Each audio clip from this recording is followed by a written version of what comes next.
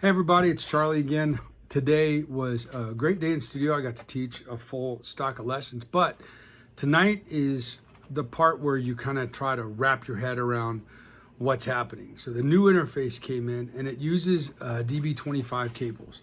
And DB25 cables, I think I showed you in a previous video. This is my patch bay, and so you can see there all the gear in the studio gets routed through this connection here. But in the front, it gives you 96 inputs for all the gear, an in and out, a stereo in and out. And I know you probably can't read that, and it doesn't matter. But basically, patch bays, you have half normal, full normal, non-normal, and those are set with these little dip switches in here. And basically, if I had understood patch bays before I started buying gear, I would have probably started with something like this on the first day that I put my studio together. I don't care if I had a Scarlett 2-channel interface. Something like this gives you expandability beyond what you think you need. And honestly, it just gives you room to learn. It gives you time to learn. So what I'm doing behind me, I don't know if you can see it, but they're color coding some patch bays. So for the first time, I have 16 inputs into an interface, and they're not ADAT, which is really cool because I still have room to add with this new interface some more inputs via ADAT. But what I'm trying to do is wrap my head around how this is going to talk to the links, and so that's what I'm doing tonight. But one of the topics I wanted to share is, it's a personal thing, and I call it gear porn. And the reason I call it that is because sometimes all it takes is a really nice photo of a piece of guitar or an amp or a pedal, or just a cool, well put together video of software libraries, and all of a sudden you're like, oh yes, I want that. And as a music producer, I've had to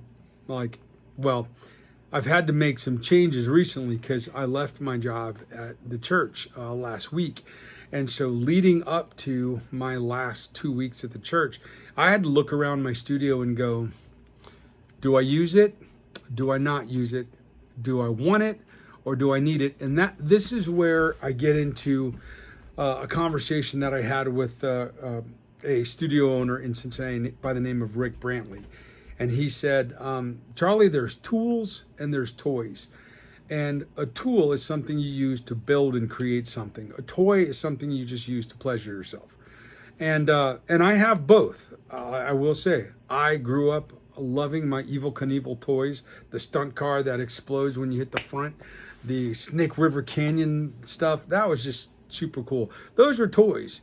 And they brought me, honestly, decades of pleasure. But when you get into expensive gear like this, you have to kind of, I guess, narrow the field, so to speak. And so what I look at is a collection of guitars over there. I don't know if you can see those or not, but yeah.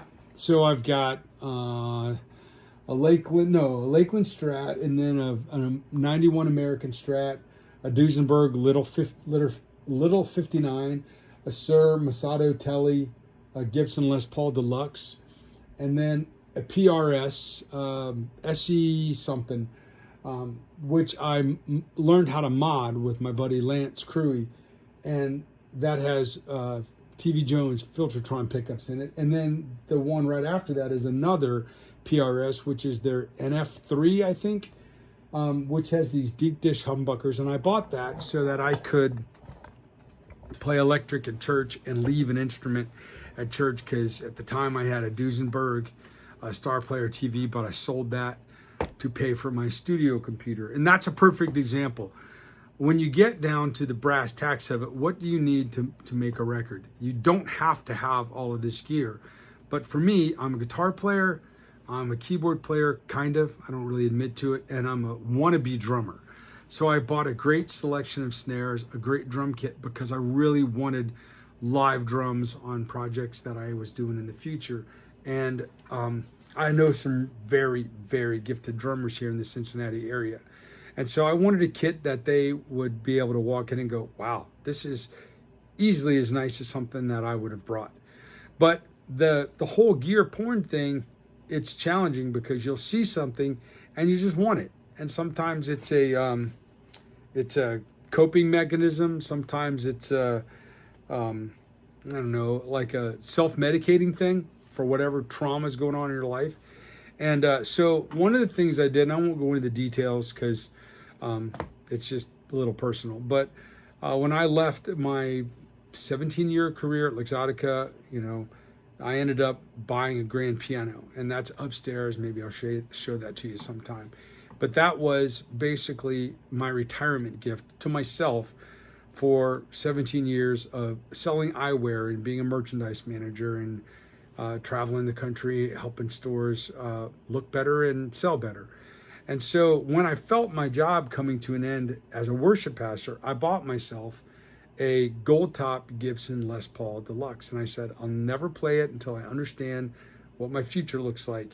And my last week at church, the worship team gave me a really nice gift card, and I was able to make a bunch of payments on it. And then I started guest leading immediately. And I paid off that guitar and played it for the first time this week. Now, the story behind that guitar is I looked high and low for a Les Paul Deluxe. I love Gibson's mini humbucker pickups. So I bought a natural wood one, and it went microphonic on me in the middle of a worship set. So it basically means it was picking up the PA system and running it back through my pedal board with all the delays and effects. It was basically useless. And I took it to a really good luthier here in Cincinnati. He's like, man, I don't want to touch it. It's absolutely vintage. And once you wax pot the pickups, you just devalue the guitar. So I sold it, and I bought a Duesenberg Star Player. And then in order to make the modifications I needed in the studio, I sold that guitar so I could update my studio computer. And then I sold my Quad Cortex so I could get a studio monitor, which is what you see behind me. And so it's kind of like preparing to do the work legitimately instead of as a hobbyist. And I wouldn't say that I've been a hobbyist because I've done several records. But when you are faced with the future decisions of what you want to do, how you want to do it, you end up having to decide what are toys and what are tools. And so I have a great collection of amplifiers, a Vox AC30, a Mesa Dynalectro, a Dr. Z, a Sir Badger, a VVT, Fralin, and a Bad Cat. And I sold my Port City, and it was a fantastic amp, but at 100 watts, it was just too much amp for a small studio. It was a great amp when I was playing in front of thousands of people every week at a mega church, but it just didn't fit the bill here in the studio. And so, long story short, that's my advice for those of you building this stuff and wanting this and wanting that. It's easy to look at a studio and go, oh man, I still do it. I still get tons of motivation and inspiration. Little things like Rubbermaid garage wall organizers. They're in a storage room one door down where I have all of my cables hung. And that is something I saw on a studio tour. What else? The Gator Racks from a Colt Caparoon video. He had radio power supplies in it, and I had a very expensive loss with what I think might have been failure of some power supplies. And so I'm like, well, if they're good enough for Colt Caparoon, they're probably good enough for me. And I bought them, and they've been great. They work really well, and they have these LED tray lights in them. But you start to evaluate everything differently. My good friend Tim Sorensen said one time, Charlie, you know what I do? I put a piece of paper on a pedal, like Scotch tape or masking tape, and I write the date that I used it. And if I haven't touched that pedal in a year, I sell it. And I was like, no, you don't say. Don't do that. You can't just do that. You got to keep every single pedal you ever had. Well, when I got ready to put the drum room in and get a really nice drum kit and build a collection of snares, I sold every single pedal that I had. I went down to nothing except having the Quad Cortex. Now I've bought a few back, but again, they're tools to get the sound I want. I've also purchased a lot from Strymon as plugins because as a producer, you might be able to reamp, but the Strymon VST delays and their reverbs, the Big Sky, that stuff sounds amazing in Logic. It sounds amazing in the box. And so why have to take pictures of my pedal boards and all that stuff to remember settings when I can just buy the pedals that I really, really use a lot, their El Cap delay and their Big Sky, buy them as VSTs, and then basically when I save the song file, all the settings are saved in that file. It's been hard because, you know, we like stuff that glitters and blings, and we want to hang all of our guitars on the wall, or display them, you know, for everybody to see.